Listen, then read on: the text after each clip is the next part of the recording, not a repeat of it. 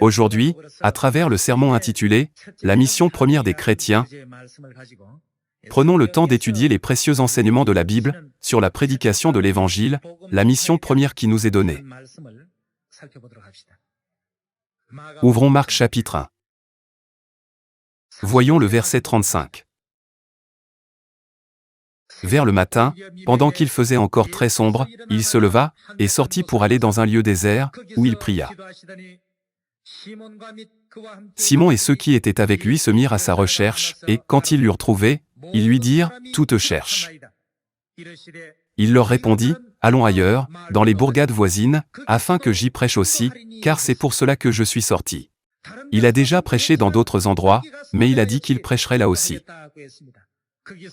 Afin que j'y prêche aussi, car c'est pour cela que je suis sorti sur cette terre. Le Christ est venu sur cette terre, avec un cœur d'amour si profond. Il a choisi de venir sur cette terre afin de nous donner la vie, car s'il nous avait laissés seuls, nous aurions tous péri. Par conséquent, en venant sur cette terre, il nous a éveillés au chemin de la vie et nous a donné la vérité de la vie. Allez vers ceux qui ne le savent pas encore, afin que vous puissiez les sauver.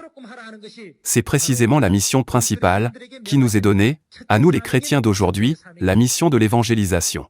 Passons à Matthieu chapitre 28. Non seulement il est venu dans ce but, juste avant de monter au ciel, il a confié à ses disciples, et à nous aujourd'hui, le commandement de ne pas simplement passer à côté de ceux qui sont au bord de la mort et les abandonner, mais de montrer de l'affection, du soin et de l'amour pour leurs âmes, en les sauvant essentiellement de la mort. Cela peut être considéré comme la première et la plus importante mission que le Christ a donnée à ceux d'entre nous qui croient en Dieu sur cette terre. Voyons le verset 18.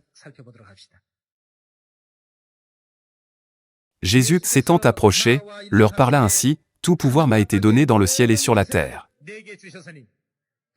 Allez, faites de toutes les nations des disciples, les baptisant au nom du Père, du Fils et du Saint-Esprit,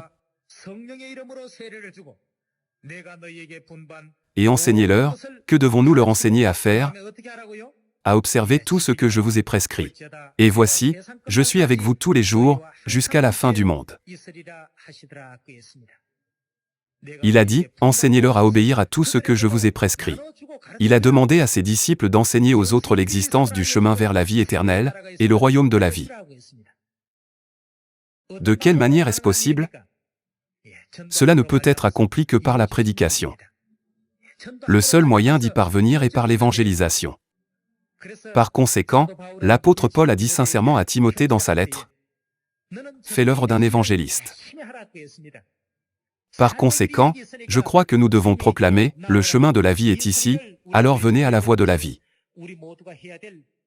N'est-ce pas la mission même que Christ nous a confiée à tous? En espérant que vous et moi pourrons accomplir pleinement le ministère que Christ a donné à tous, j'aimerais conclure le sermon. Merci beaucoup.